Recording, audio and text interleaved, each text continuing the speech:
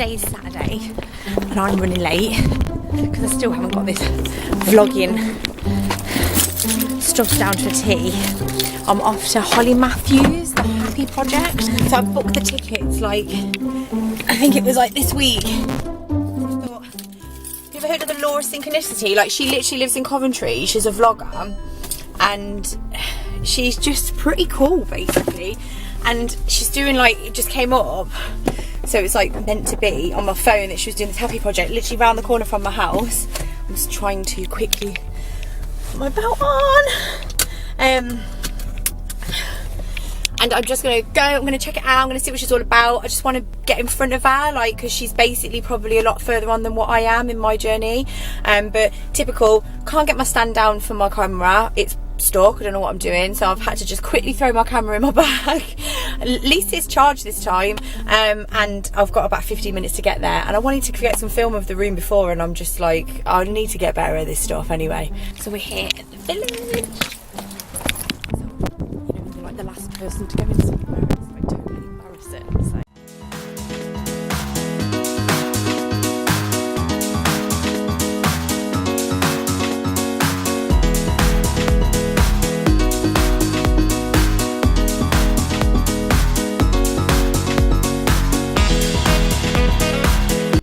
Wise, we take in 400 billion bits of data per second. I mean, that is a shitload of data, isn't it? That's sound, smell, taste. We're taking all of this information in per second. Now, what our brains do to organise all of that information, because our brain is really complex, but also very simplistic in some ways as well. Our brains take in all of that information. And then what it does, it goes, right, I need to sort through it.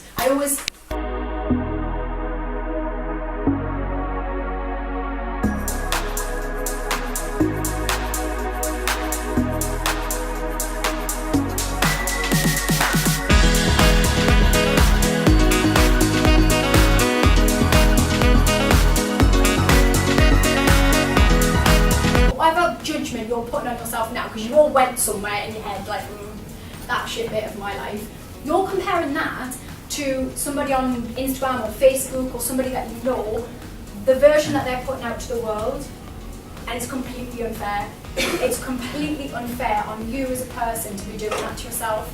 And you really need to understand and embody and really get that what you see online is not real life.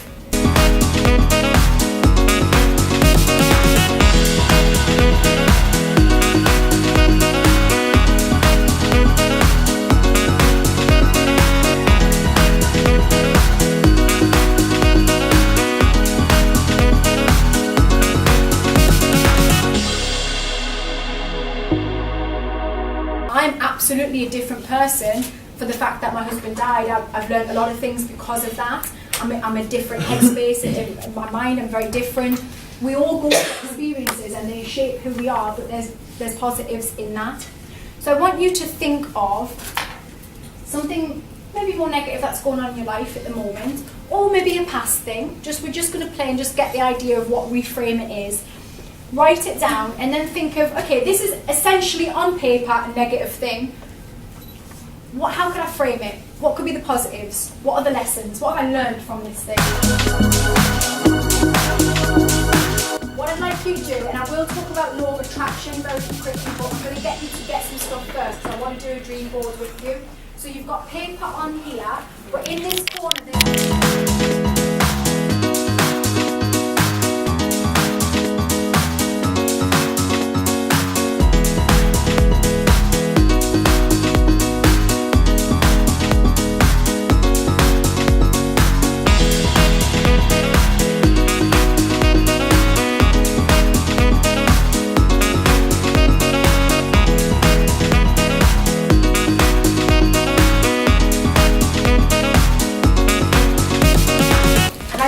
Example of ordering a takeaway. When you order your chicken tikka masala, when you ring up for your order, which is what you're doing when you put out to the universe what you want, you're ordering your life. Put your order in. Not at any point when you put down that phone after ordering the chicken tikka masala are you going, what if it doesn't come? Oh my God, what if a chicken tikka masala doesn't come? What's going to happen? It's not going to come, is it? Because nothing good ever happens to me. A chicken tikka masala isn't coming. You're not doing that because you've just accepted it on its way. And guess what? It turns up most of the time. It turns up because your belief is that it's coming. Now, it's the same with life.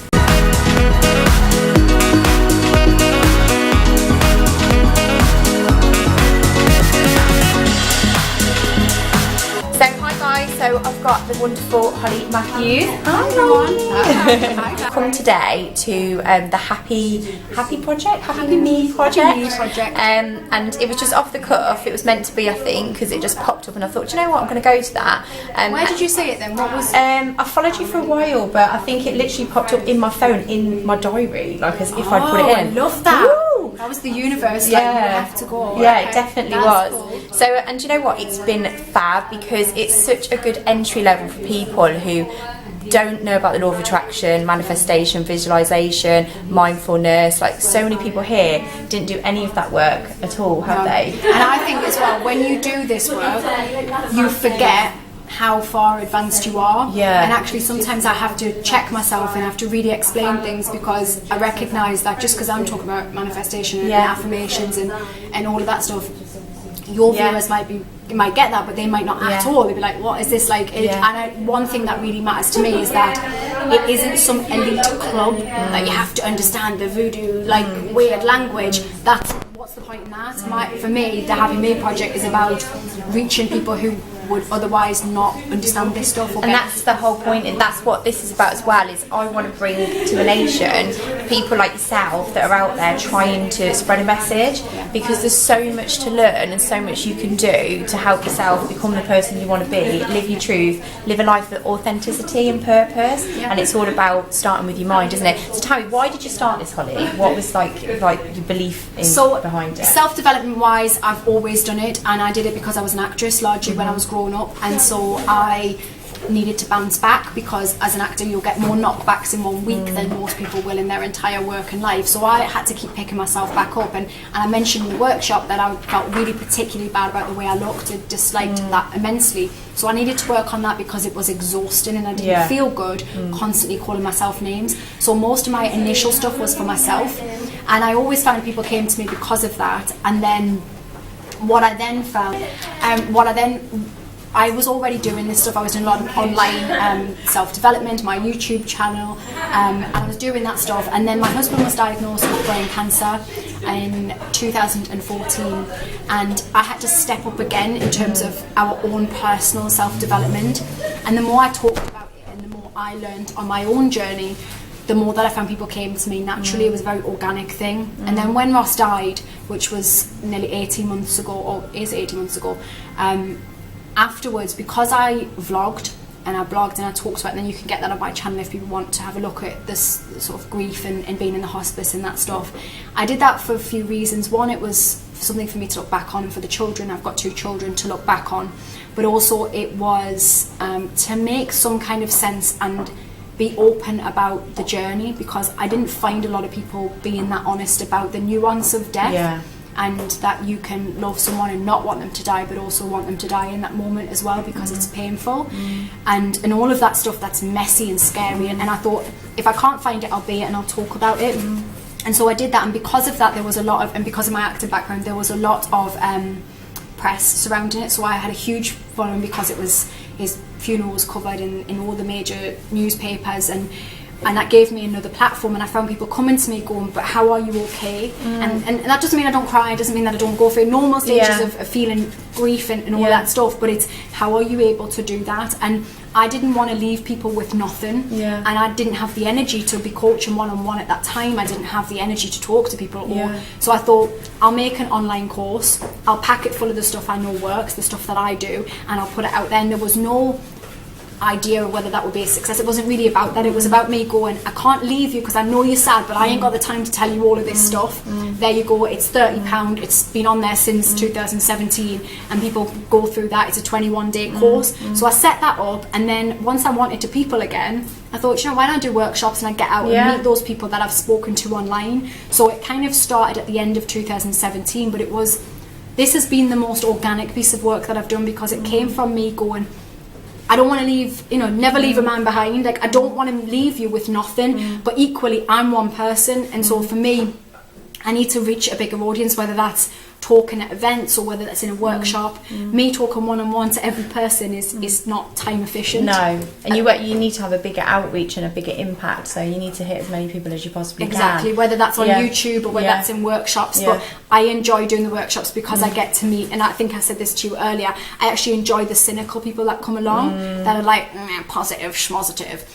Which is a challenge, isn't it? It's a challenge, like I like that element of it. And we didn't have too many. We had a few. I can see them when at the start they do like a serious face, and at the end I can work on them, and I sort of see them by the end. I'm like, you got it. The thing about your project is it's like an entry level into it, but then people can come again and again and again and learn something else next time, because you're going to grow organically, and obviously it's so authentic what you're doing that you're on this journey too, and that's what I love about it. I really, really loved it. Well, your table that you sat on, the ladies that were on that table, they've come to every workshop in Newcastle, and we do find that, and like I said too, it's no different to going to a aerobics class more than once. You keep going back because you find different things within it, and like you say, I'll grow, I'll develop, I'll learn new things, and I share that, and I don't profess to be the oracle. No, it's just, it is what it is, and for whatever reason, I know that I have the ability, because I know that from the people I work with, to sometimes cut through the crap and maybe get people to see it where they didn't before,